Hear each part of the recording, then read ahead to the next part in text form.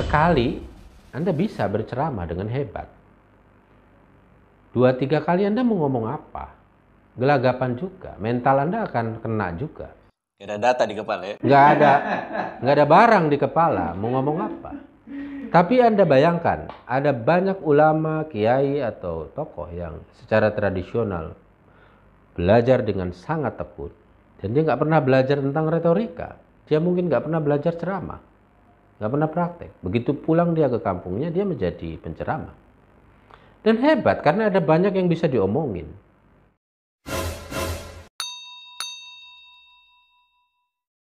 Baiklah, sahabat channel MAJMC, malam hari ini kita kedatangan narasumber. Beliau adalah seorang pengamat pendidikan, pengamat atau praktisi?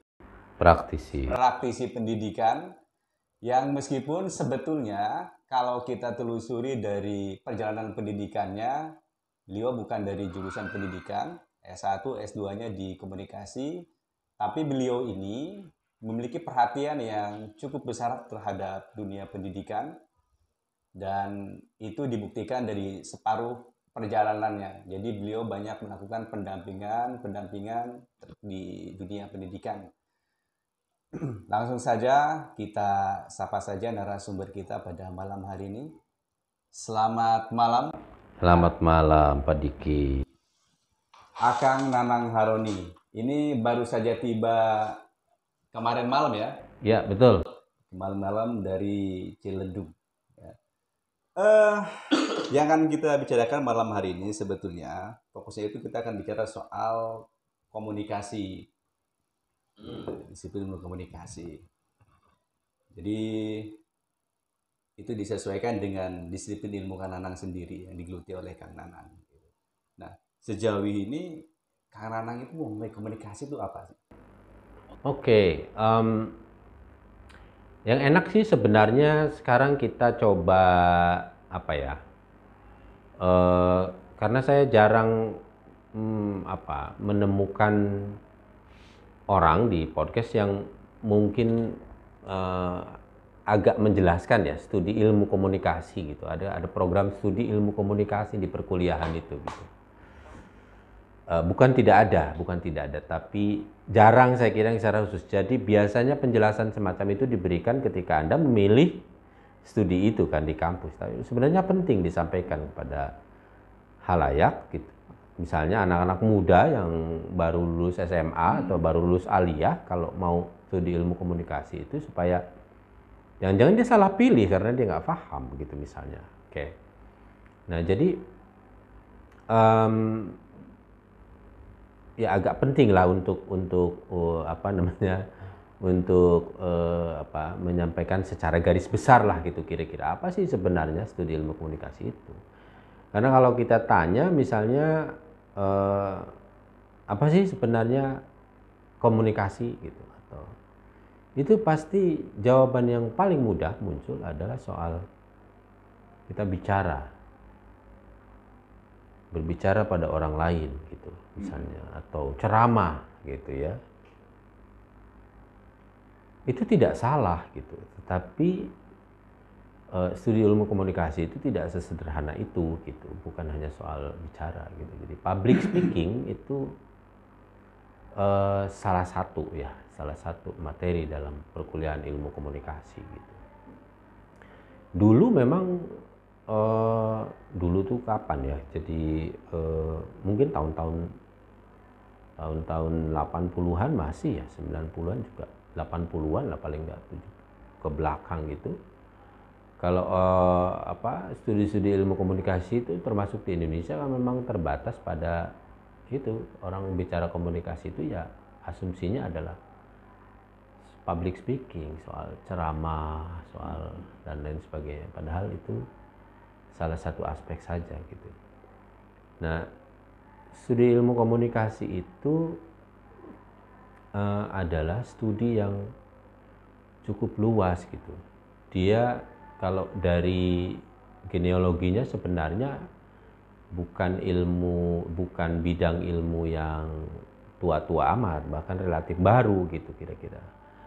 dan mengambil atau melengkapi dirinya atau dilengkapi gitu studi ilmu komunikasi itu dengan bidang-bidang lain. Jadi dalam ilmu komunikasi itu banyak sekali bidang yang bersentuhan gitu. Ya. Misalnya apa? Ya, psikologi ada di situ, sosiologi ada di situ, antropologi ada di situ gitu. Karena itu kan ada sosiologi komunikasi, ada psikologi komunikasi gitu. Misalnya itu untuk mencerminkan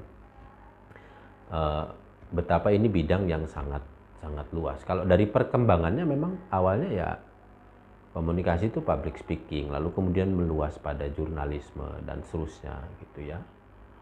Lalu ada masa-masa integrasi. Kalau sejarahnya sih terlalu panjang, tapi katakanlah misalnya gambaran tentang studi ilmu komunikasi itu. Komunikasi itu sederhananya kan didefinisikan sebagai kegiatan ketika sebuah pesan disampaikan oleh satu orang kepada orang lain. Itu pengertian yang sederhananya. Nah, persoalannya pesan itu atau kegiatan menyampaikan pesan itu bukan hanya ngomong kan gitu. Dan wilayahnya bukan hanya satu orang kepada satu orang lain.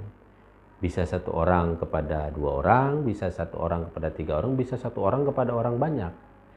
Bisa orang banyak kepada orang banyak. Contohnya media massa misalnya. Itu kan orang banyak kepada orang banyak.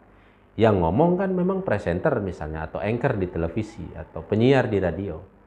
Tetapi dia ngomong itu kan bukan sepenuhnya pesan dirinya yang disampaikan, tetapi pesan kolektif dari lembaga itu. Berita itu merupakan hasil proses kerja dari sebuah tim, dari banyak orang, dan mewakili sebuah lembaga, sebuah perusahaan media. Jadi orang banyak tuh, orang banyak ngomong kepada orang banyak lagi yang tidak dikenal. Artinya tidak dikenal, anonim istilahnya, masyarakat luas. Jadi kalau diurut itu aspek atau sering juga disebut dengan level komunikasi. Level komunikasi itu ada komunikasi antar pribadi, komunikasi intrapersonal, komunikasi intra pribadi dengan diri sendiri. Meskipun ada perdebatan ya di bidang ilmu komunikasi sendiri, ada perdebatan apakah komunikasi dengan diri sendiri itu masuk wilayah ilmu komunikasi atau psikologi. Gitu. Tapi kenyataannya ada ahli yang mengkategorikan komunikasi dengan diri sendiri itu ilmu komunikasi, soal refleksi diri, soal memaknai diri, soal berpikir sebelum mengatakan sesuatu, berpikir sebelum bertindak dan seterusnya, itu komunikasi. Kemudian interpersonal atau komunikasi dengan orang lain. Ada diadik, ada triadik, ada satu orang dengan satu orang lain, ada satu orang dengan tiga orang. Saya ngomong ke Pak Diki, saya ngomong ke dia, saya mungkin nggak ngomong ke dia, dia ngomong ke dia dan seterusnya. Itu di wilayah ilmu komunikasi. Lalu kemudian ada komunikasi kelompok. Jadi kita belajar tentang memahami kelompok itu apa sih, gitu. Kenapa disebut kelompok? Budaya kelompok itu kayak apa? Kalau kelompok terlalu padu, yang terjadi akan seperti apa? Terlalu rekat. Kalau kelompok terlalu renggang, yang terjadi akan seperti apa gitu misalnya. Ya, isu-isu kayak fanatisme kelompok itu kan karena kelompok misalnya terlalu padu, misalnya contohnya gitu. Lalu yang keempat komunikasi organisasi. Yang kelima komunikasi budaya, cultural communication. Lalu yang terakhir itu komunikasi publik dan komunikasi massa. Jadi banyak, komunikasi itu banyak. Karena itu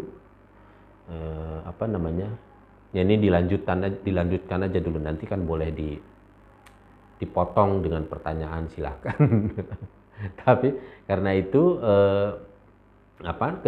ketika teman-teman misalnya memilih studi di ilmu komunikasi, nanti kan ada penjurusan, ada peminatan.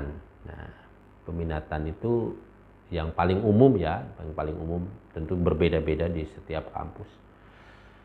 Dan mata kuliah juga ada pengembangan di beberapa kampus, ada yang juga sangat luas gitu ya.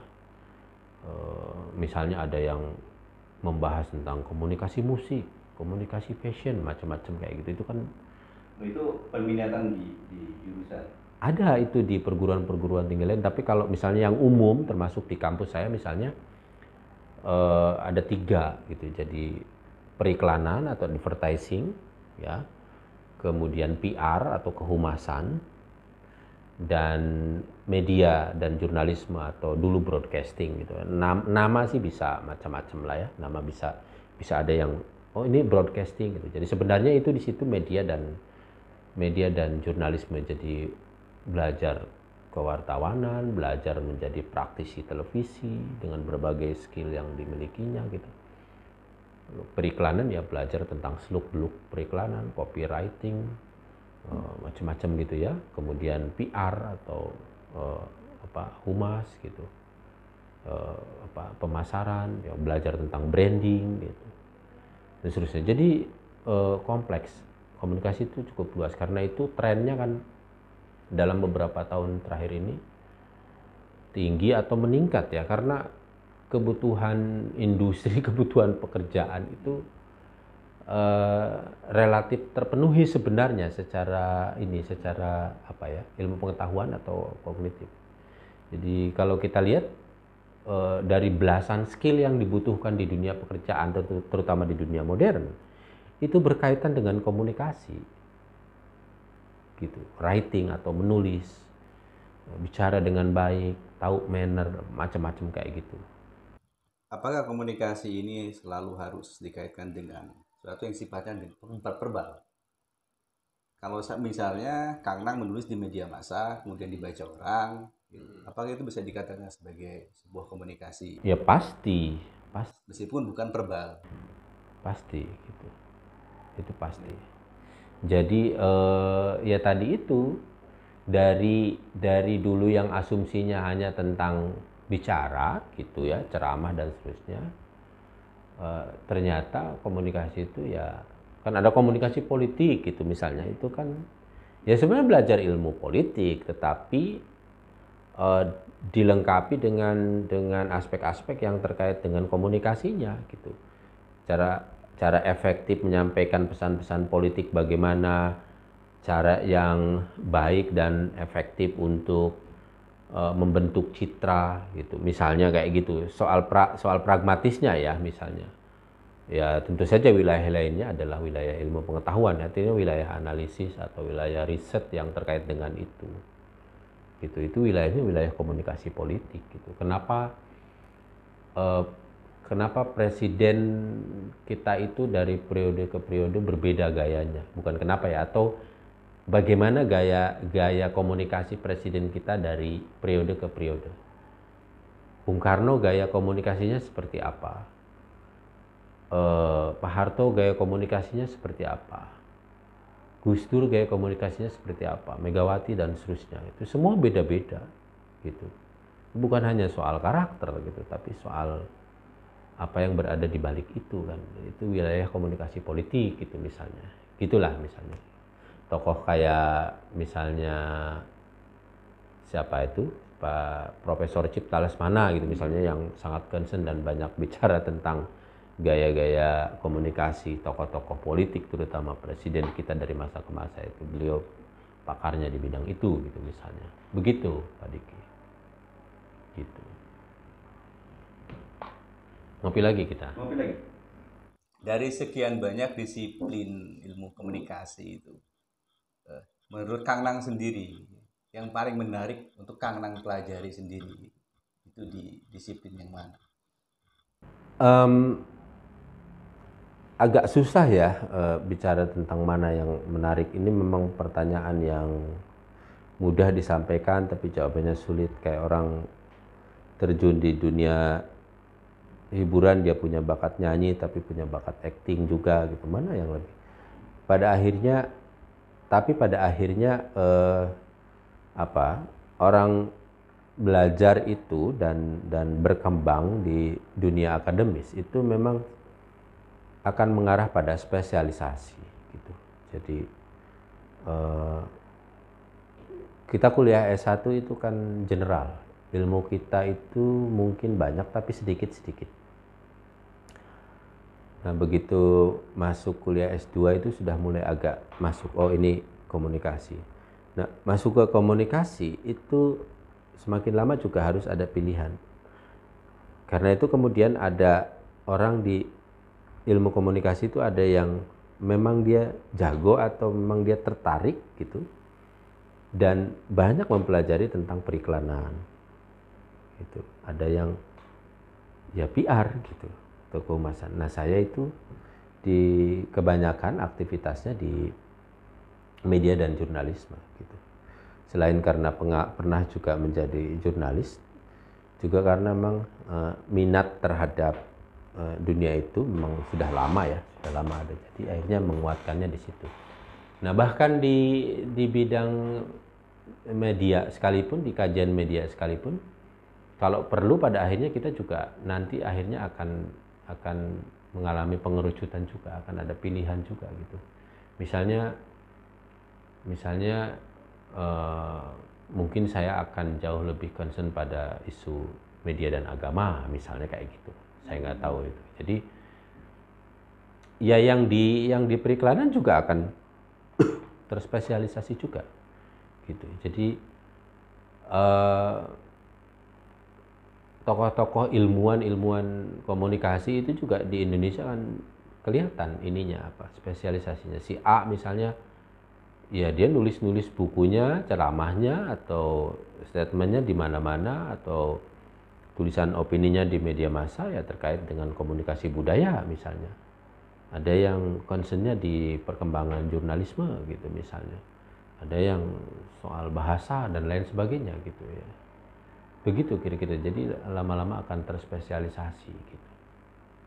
Gitu kira-kira. Tapi karena kita belajar dan terus bersentuhan, yang lain-lain juga sebenarnya ada di kepala kita. Cuman nanti pada akhirnya kita harus fokus akan lebih banyak menggeluti yang mana.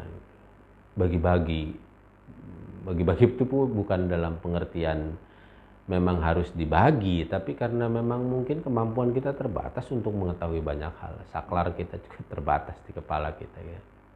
Supaya mendalam lah gitu kira-kira mungkin. Gitu Pak Diki. Dari sekian banyak disiplin tadi yang disampaikan Kang Nang itu, Sanang tidak menyebutkan komunikasi pendidikan. Oke. Apakah itu tidak ada disiplin yang dipelajari khusus terkait komunikasi pendidikan? Ya, setahu saya memang tidak ada mata kuliah soal itu ya. Mungkin karena sebenarnya, tapi adalah tentu saja ada apa yang menulis buku tentang itu atau mungkin karena sebenarnya ini dua bidang yang berbeda, tetapi sama sekali nggak bisa dipisahkan gitu. Karena praktek pendidikan sebenarnya kan adalah praktek komunikasi gitu. Itu masalahnya gitu. Jadi ya kita di studi ilmu komunikasi, kita jadi dosen, ada mahasiswanya, itu kan juga dunia pendidikan gitu. Ya kan? Jadi agak sulit menjelaskan itu dalam batas-batas untuk membedakannya secara diametral gitu. Fenomena yang harus dimengerti sebenarnya termasuk oleh para praktisi atau orang-orang yang bergerak di dunia akademis ilmu komunikasi bahwa mengajar itu lebih dari sekedar berkomunikasi atau menyampaikan pengetahuan gitu. Jadi pada akhirnya ketika kita terjun di dunia pendidikan ya kita menjadi pendidik kan gitu. Dan menjadi pendidik itu kan berarti bukan hanya harus menguasai konten apa yang mau disampaikan, tetapi juga relatif tahu, belajar, atau kalau perlu sangat menguasai juga aspek bagaimana cara menyampaikannya atau memainkan peran sebagai pendidik itu. Gitu. Itu memang tantangan juga yang harus dihadapi termasuk oleh para pendidik di bidang ilmu komunikasi yang dia tidak belajar pendidikan, tidak belajar pedagogi. Pedagogi itu satu bidang yang juga sangat pelik dan punya kompleksitas tersendiri, dan itu penting gitu. Mungkin saja, saya tidak tahu, mungkin termasuk salah satunya. Ada mungkin banyak orang yang dia ngajar ilmu komunikasi tapi dia bukan seorang pendidik yang baik, mungkin saja begitu. Itu bisa terjadi, dan itu bisa terjadi di bidang-bidang yang lain juga. Karena itu pendidikan itu, taruhlah kita sebagai sebuah perspektif, itu sangat penting sih, ilmu pendidikan ya yang saya maksudkan. Dan itu harus secara terus-menerus digali dan dipelajari bersamaan dengan penguasaan konten pengetahuan. Jadi kan kalau kita ngomong tentang pendidikan kan kita mau nggak mau harus balik pada apa ya, yang saya tahu dari para pakar gitu, pada maknanya gitu, bahwa mendidik itu lebih dari sekedar transfer knowledge gitu, atau memindahkan pengetahuan, tapi memberikan keteladanan. Karena itu kan istilahnya juga kan kita didorong untuk menjadi guru pembelajar gitu misalnya, atau dosen pembelajar atau apapun namanya gitu. Karena memang itu tantangan yang tidak boleh berhenti. Itu sebenarnya di bidang apapun. Sekali kita merasa bahwa kita cukup tahu tentang segala sesuatu atau tentang sesuatu, saat itu sebenarnya kita sedang mundur beberapa langkah. Itu berasa banget kalau kita lagi ngerasa nggak mau belajar atau ngerasa tahu, itu biasanya justru akan kesulitan menyampaikan sesuatu. Itu mungkin sebagai guru Pak Diki juga ngerasa gitu. Kita rutin ngajar dan kita menganggap bahwa besok materinya sama kayak tahun kemarin gua ngajar. Kita cuekin entah karena malas atau karena sibuk. Itu bukan hanya akan menghadapi problem kejenuhan sendiri gitu. Kita jenuh sendiri ngajar. Tapi juga kita sering kehilangan kata karena kalau istilahnya Prof Muhtar itu, kita kayak memberikan air comberan gitu. Air comberan itu kan air bekas kan, diulang-ulang. Guru tuh harus ngasih air jernih di teko. Itu artinya dia harus terus menerus. Tahun kemarin materinya sama dengan yang mau kita ajarkan besok nih gitu. Siswanya beda. Siswanya beda. Dunianya beda. RPP-nya mungkin masih bisa dipakai. Tapi mungkin kita mau naro ilustrasi ini di mana kita tambahkan dengan yang baru, itu kan memang memaksa kita untuk berpikir gitu. Jadi kadang-kadang saya sering bilang kalau ada orang menganggap mengajar itu gampang, iya kalau cuman nyampein apa yang Anda tahu gitu. Tapi ini kan soal tadi itu, kalau filosofinya kan sharing knowledge dan sharing ignorance juga. Sharing pengetahuan dan sharing ketidaktahuan. Sharing ketidaktahuan itu susah loh. Nah, itu gimana sharing ketidaktahuan? Istilah ini sering saya dengar, tapi saya masih bingung. Apa maksudnya itu? Sharing ketidaktahuan. Saya menangkapnya sebagai spirit untuk dorongan untuk guru, dosen agar menyadari bahwa harusnya posisi kita tuh bukan yang paling wah secara ilmu pengetahuan gitu. Jadi kita memposisikan diri sebagai teman, namanya juga sharing. Oleh karena itu kita berpotensi tidak tahu tentang sesuatu, dan itu harus jujur di depan siswa atau di depan anak didik gitu. Kalau kita tidak tahu sesuatu, kita bisa belajar pada mereka. Jadi kalau ada pertanyaan atau apalagi ada pertanyaan, bahkan ketika tidak ada pertanyaan pun kita kalau perlu sampaikan bahwa bagian ini saya mungkin akan belajar sama kamu. Misalnya saya kasih contoh. Sekarang ini kan era digital gitu. Era teknologi informasi yang luar biasa canggih gitu. Biasalah di risiko ya agak berisik ya di luar. ya kan? Misalnya guru atau pengajar di usia-usia kayak saya atau setelahnya bahkan gitu misalnya, mungkin tidak terlalu akrab, tidak terlalu fluent dengan dunia digital gitu. Tapi kita punya sesuatu yang basic dan harus disampaikan. Itu tidak ada salahnya kita di kelas itu belajar gitu. Pada siswa yang mungkin jauh lebih mengerti. Misalnya katakanlah gitu, mahasiswa atau siswa. Gurunya nggak ngerti TikTok, nggak ngerti main TikTok. Tapi kalau kita ngelihat potensi bahwa ini kayaknya bisa dipakai untuk pengajaran, tapi gue nggak bisa secara praktik, kan kita bisa belajar gitu misalnya.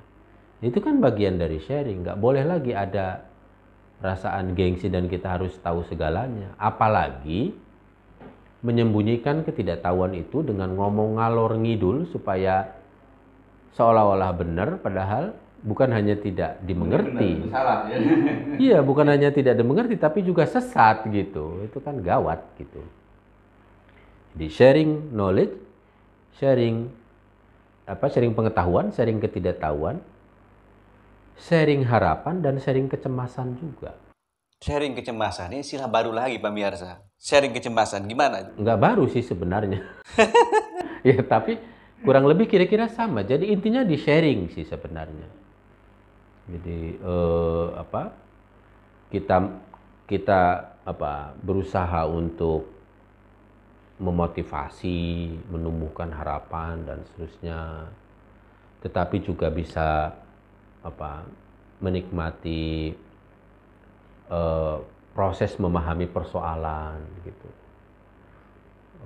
tentang masa depan yang tidak pasti kita pecahkan bersama-sama misalnya kayak gitu. Intinya gimana sih kita memposisikan diri sebagai teman atau sahabat gitu, supaya jadi kalau saya sih mungkin saya keliru atau orang lain bisa berpendapat berbeda. Kalau saya sih ngerasa bahwa sebagai pendidik memposisikan diri sebagai teman itu jauh lebih efektif, membuat kita bisa memperkuat proses sharing pengetahuan gitu. Itu menurut saya. Seorang guru ini yang seringkali menjadi kekhawatiran di banyak guru dalam proses komunikasi, misalnya tadi itu berbagi pengetahuan, berbagi kecemasan gitu. Ini kan kesana seakan-akan ini akan banyak memperlihatkan kekurangan si guru. Gitu. Ini kan kita sering sharing dengan beberapa guru gitu. Ini menjadi kekhawatiran, termasuk tadi misalnya memosisikan anak didik atau siswa sebagai teman gitu. Karena ada kesenjangan yang memang seakan-akan ini harus tetap dipertahankan gitu untuk menjaga performa sebagai seorang guru gitu. Itu bagaimana menurut Kang? Ya, diomongin sih memang agak mudah ya. Mungkin prakteknya memang agak lumayan pelik. Tapi filosofi itu bisa dipakai gitu. Saya kira tahulah kita. Itu agak common sense, agak umum gitu. Bahwa itu tidak menjadikan kita sebagai ketika kita memposisikan diri sebagai teman sharing atau teman berbagi gitu, itu dalam pengertian bahwa kita berusaha untuk memahami karakter dan problem-problem siswa lebih dari sekedar mempraktikkan proses mengajar yang seolah-olah buta atau mengabaikan persoalan mereka. Jadi hanya fokus pada kemungkinan menggali dan mengubah kemampuan mereka gitu. Dengan membayangkan bahwa seolah-olah ketika kita menyampaikan sesuatu yang kita tahu, mereka akan otomatis tahu. Padahal tadi itu seperti yang Pak Diki sampaikan, yang kita ajarkan sama, materi sama, tapi tahun ini kita akan menghadapi siswa yang berbeda. Tahun kemarin juga sebenarnya sama. Mereka punya diversity dalam kemampuan, mereka punya keberagaman dalam persoalan dan seterusnya gitu. Jadi penting bagi kita untuk sangat berhati-hati menghadapi siswa atau mahasiswa gitu. Hati-hati itu dalam pengertian kita kalau ngelihat orang yang misalnya males atau nakal, lalu kita blacklist atau kita kesampingkan dari daftar orang yang akan kita nilai baik dan seterusnya gitu. Kita nggak berusaha dulu untuk menyelami sebenarnya ada apa di balik sikapnya itu misalnya. Gitu misalnya ya. Itu kan harus diupayakan kalau pendidik itu. Jangan-jangan dia punya persoalan yang berat sehingga dia kayak gitu. Sebenarnya dia tidak ingin kayak gitu gitu. Itu misalnya salah satu upaya kita untuk menjadi lebih baik, saya kira, menjadi seorang pendidik gitu. Yang dicemaskan mungkin adalah kehilangan wibawa ya, gitu misalnya. Itu kan bukan bisa diatur ya kita bisa ukur lah, itu bisa. Hidup ini bukan seperti drama, tapi hidup ini memang drama gitu. Jadi bukan berarti kita tidak jujur. Iya, betul. Itu ada ahli yang mengatakan hidup ini bukan seperti drama. Hidup memang drama. Ada teorinya namanya dramatism gitu. Kita bisa belajar gitu bahwa di kelas itu ya kita tidak perlu kehilangan ketegasan. Gitu. Jadi dan wibawa itu nggak bisa diminta, nggak bisa dimohon, apalagi mengemis gitu. Karena dipilih sama orang lain. Dalam cara kita melakukan pendekatan, dia akan datang dengan sendirinya. Menjadi menakutkan itu tidak menjadi otomatis berwibawa kan, gitu. Menjadi lemah lembut gitu ya, itu juga tidak menjadikan seseorang kemudian dilecehkan dan diabaikan sebagai seorang yang harus dihormati. Enggak juga gitu. Itu soal kadang-kadang memang soal memainkan emosi ya. Memang harus tahu masalah sih. Harus tahu masalah, harus tahu diri kita, harus tahu siapa yang kita hadapi gitu. Insya Allah enggak ini gitu.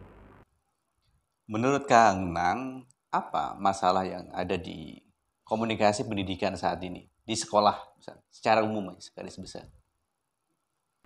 Pertanyaan yang berat sih sebenarnya ya.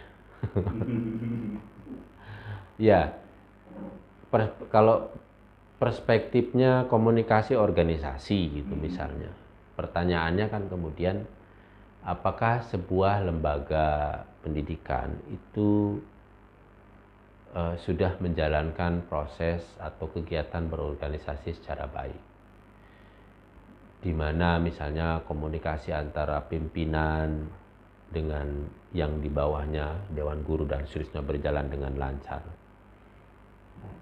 diskusinya seru, hangat, pendekatannya baik gitu, kekeluargaan itu baik, tetapi juga harus ada batas-batas yang profesionalisme tetap harus dijunjung tinggi misalnya. Itu kan juga bisa menjadi salah satu masalah yang bisa ditelisik gitu. Apakah misalnya di sebuah lembaga dimanapun ya, kita tidak bicara tentang di sini, mungkin di sini sudah baik gitu. Apakah pimpinan cukup responsif terhadap suara-suara atau gagasan-gagasan yang ingin dikembangkan oleh para guru-guru itu misalnya untuk menjadikan lembaga atau pendidikan ini menjadi lebih baik dan seterusnya gitu. Apakah di situ ada spirit bersama yang dibangun untuk seluruh sivitasnya atau seluruh anggota organisasi itu punya semangat yang sama untuk memajukan lembaga itu. Itu kan juga persoalan komunikasi pendidikan. Pada tingkat pengajaran di kelas antara guru dan siswa, saya kira itu juga isu yang lain lagi gitu. Saya mungkin tidak terlalu menguasai soal itu. Jadi maksud saya kalau ngomong sih gampang, tapi kan saya bukan ahli pendidikan juga gitu. Bidang saya bidang komunikasi gitu. Tapi kalau konteksnya yang tadi, mungkin yang harus ditingkatkan adalah bukan hanya penguasaan terhadap konten yang diajarkan. Meskipun itu juga penting. Kalau kita nggak update, kan murid atau siswa atau mahasiswa juga kan tahu gitu. Iya kan tahu, akan terasa gitu kalau ini ngajar kok udah ceramah doang, nggak inspiratif pula gitu. Terus materinya dia juga sudah banyak tahu, apalagi sekarang dunia digital sudah sedemikian maju, yang dia omongin dia bisa lacak di Google dan seterusnya gitu misalnya. Kan itu juga yang tadi itu, wibawa tidak bisa diminta, tapi kalau kamu ngajarnya kayak gitu ya kamu nggak bakalan dikasih juga gitu. Kewibawaan itu nggak bakalan muncul juga kan.